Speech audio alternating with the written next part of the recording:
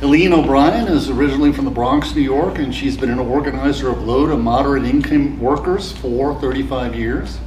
Her commitment to helping workers build powerful democratic organizations that win fair pay, better benefits, and respect and dignity for hardworking people has been the driving force for organizing workers in the South.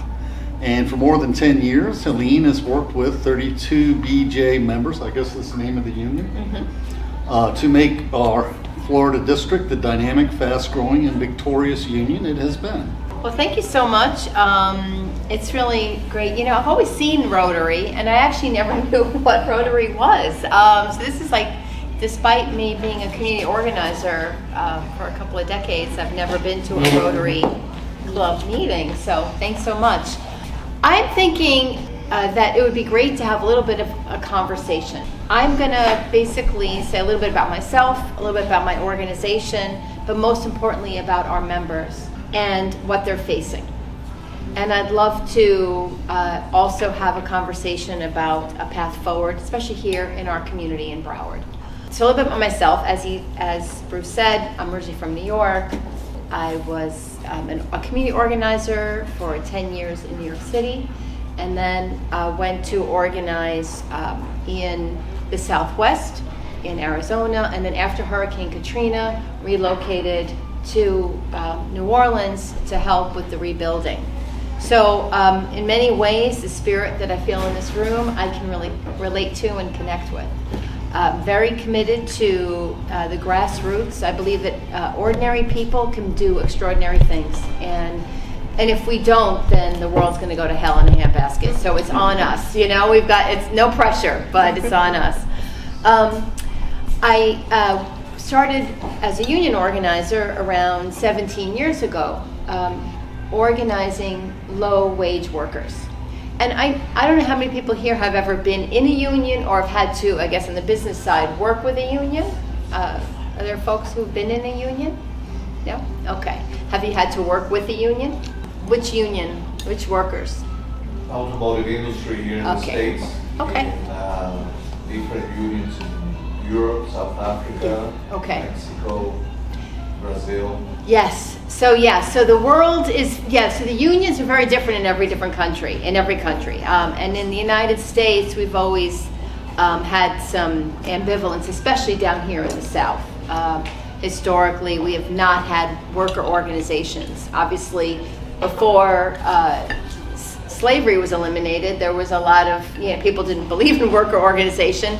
And the truth is, much of the economic model of these big corporations, and they basically make sure that there's not a lot of folks making a lot of money. And so that's really, as Florida's developed, we've been a tourism industry, very low wage jobs historically. And then a lot of people believe that unions are from the olden days, from say the auto industry or manufacturing, and the kind of the image that you see. So our union, which is 32 BJ for building janitors, we started as the doormen. All the New York City doormen in New York City are basically members of our union. We're very committed to organizing. And so here in Florida, we started in 2006 when the janitors who take care of University of Miami got together, 400 of them, and said they want some health care, they want some health insurance, and they'd like a living wage. At the time, they were making less than $6 an hour. They had no paid time off. They had no health care, no benefits to speak of. And the University of Miami certainly had the money, but said no. Now, the thing about low-wage work in America right now is, low-wage workers don't work directly for the university. They don't work directly for an airline. They don't work directly for a local government. They work for an outsource, a subcontractor, whose name nobody will ever know. It's usually a conglomeration of letters and the like. So these workers worked for a company called Unico. I don't even think they exist anymore, but they were contracted with the University of Miami. And after requesting, the right to negotiate for wages and benefits, the company said no. So they went on a 2-month strike. And the university still said no. And so most of them were from Cuba.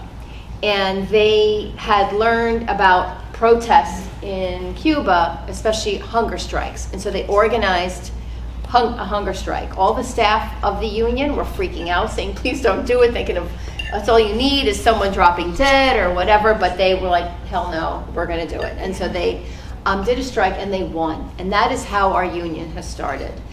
I tell that story because it's kind of crazy to think that in order to win, say, a paid sick day or a paid holiday or a living wage, that's what it took. But that's what it took. And to this day, that's still what it takes. Our members clean airplanes. Our members are the ones, when you go get your bag from the airport, they're the ones who are taking it off the plane and putting it on the ramp. Our members are security officers, making sure that you're safe and that all the entrances at, say, at a university or at the courthouse or at an airport are protected. The one thing our members have in common is that they are almost like the elves in the shoemaker, if you know that old story. They do invisible work. The only way you know a janitor is doing his or her job is if it's dirty. You don't notice that it's really clean. You notice if there's garbage in the garbage can. And so they have had to organize and fight. So over the past 6 years, almost 7,000 of them here in South Florida have organized successfully. So pretty much if you go to any nice office building now in Broward County, it's going to be cleaned by a union janitor. They're still low wage, but they have paid time off. We actually have a legal fund, so they don't have to pay. They have free legal assistance, which now most of them are immigrants they're using. And we have free education training program. We have a school so they can learn English, they can learn computers, they can learn CPR. So it's about building an institution that really helps the hardworking, invisible workforce move ahead. And so they've been quite successful, and then immigration changes happened. And it has been, the level of disruption has been awful for them, their families, and I actually believe for all of us here in the community. There's 250 janitors and groundskeepers at Nova Southeastern University. They are all in our union. And yet the leader of that union was a woman named Maria Elena, who is a woman named Maria Elena, who left Nicaragua in 2000. She basically left because the Sandinistas, she had issues there. And when she got here, she was able to get temporary protected status, TPS.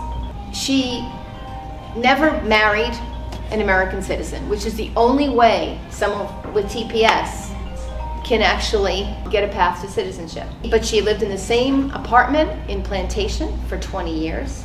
She's worked at the university for 18. Never missed a day of work, super responsible. Her last day at her job was September 8th because she's now considered illegal. She's followed every rule. She's done everything. She's been, very active in her community. She is now unemployed. We now face at the Fort Lauderdale Airport, and as well as other major institutions, there's hundreds of thousands in Florida, Haitians, who came here, especially after the earthquake, and they got temporary protected status. Many did marry and were able to figure out how to change their status, but most did not. And so they are here now, and on February 3rd, 2026, they will be illegal. And what that means is they can't work.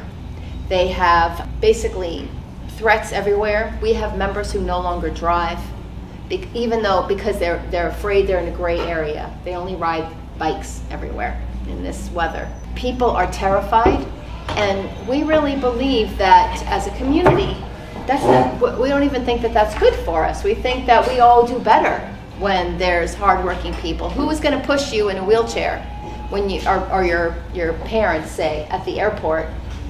It's going to be someone, most likely a hardworking immigrant, and most likely because we haven't had a path to citizenship or immigration reform or anything for decades, they're really not able to go forward and figure out how to become a full participant in our society.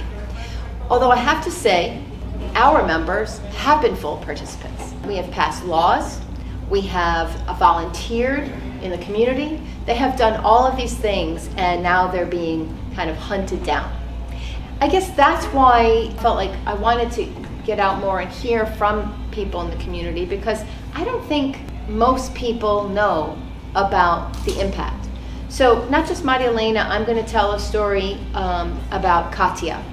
Katia pushes wheelchairs for 2 different companies at Fort Lauderdale Airport. She works around 17 hours a day. She has Mondays off, and she works half day, which is only 8 hours on Sunday.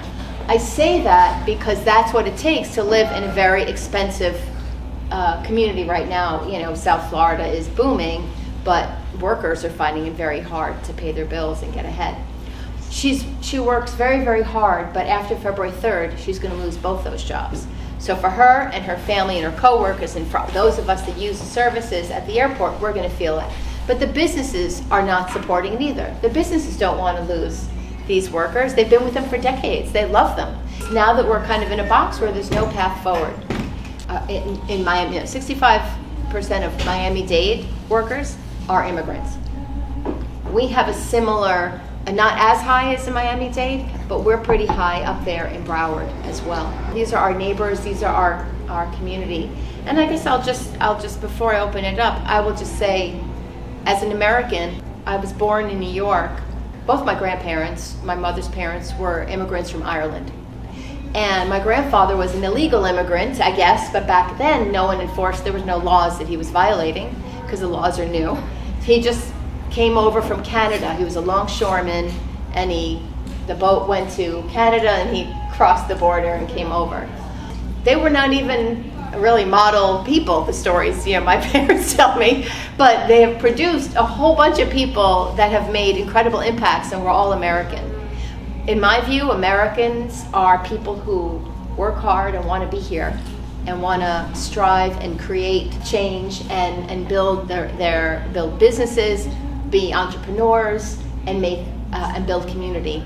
Our union is organizing. We're building connections with the community, and in January we're going to hold a big public town hall meeting, and we will send the invitation. We would love for people to come to hear and to let the public know that we believe that Haitian temporary protected status should be extended. We don't think people can go back to Haiti anyway right now.